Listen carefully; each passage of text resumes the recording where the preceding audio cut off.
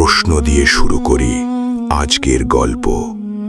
যদি সত্য বলতে গেলে তোমার সব কিছু চলে যায়, তুমি কি তবুও সত্য বলবে?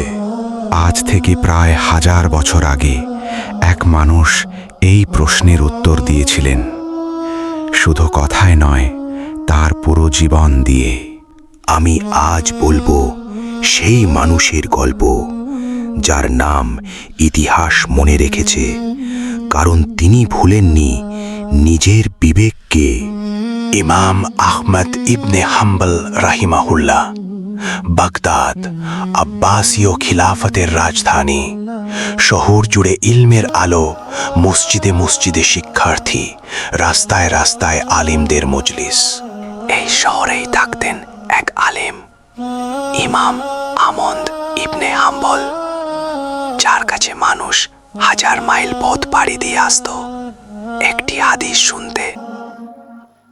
তিনি ধনী ছিলেন না, ক্ষমতাশালী ছিলেন না, কিন্তু তার ছিল এমন এক সম্পদ যা খলিফার সোনার ভাণ্ডারেও ছিল না: অটল সত্যবাদিতা জ্ঞান।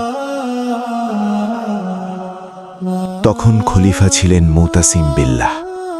দরবারে একটি মতবাদ জোর করে প্রচার করা হচ্ছিল: কুরআন মখলুক, অর্থাৎ সৃষ্ট।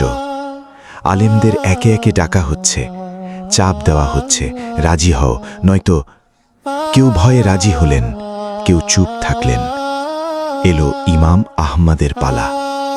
কাজী এসে বললেন, ইমাম, খলিফা চান আপনি এই মতে সই করুন, আপনার মর্যাদা রক্ষা হবে, বাকি জীবন নিরাপদ।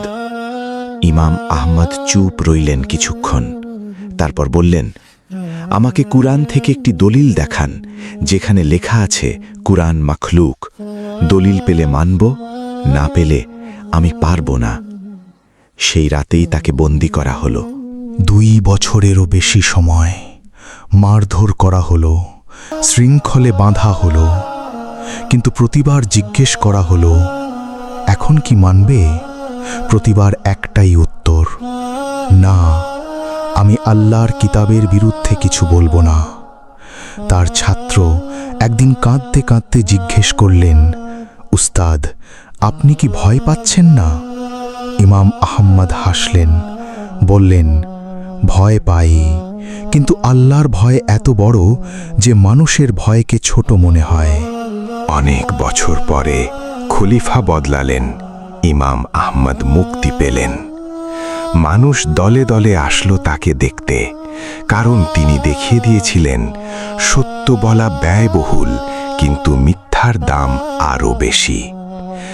আমরা আজ হয়তো কারাগারে যাই না, কিন্তু প্রতিদিন ছোট ছোট পরীক্ষা আসে। বসের সামনে সত্য বলবো কি? বন্ধুর ভুল ধরিয়ে দেব কি? সহজ পথে মিথ্যা বলবো কি? ইমাম আহমদ আমাদের শিখিয়ে গেছেন, সত্যের পথ কঠিন, কিন্তু শেষটা সুন্দর। আল্লাহ তাকে জান্নাত নসিব করুন, আর আমাদের সত্যের ওপর অটল রাখুন। আমিন। ভালো লাগলে লাইক করুন, শেয়ার করুন, কারণ একটি গল্প হয়তো একটি জীবন বদলে দিতে পারে। আল্লাহ হাফেজ।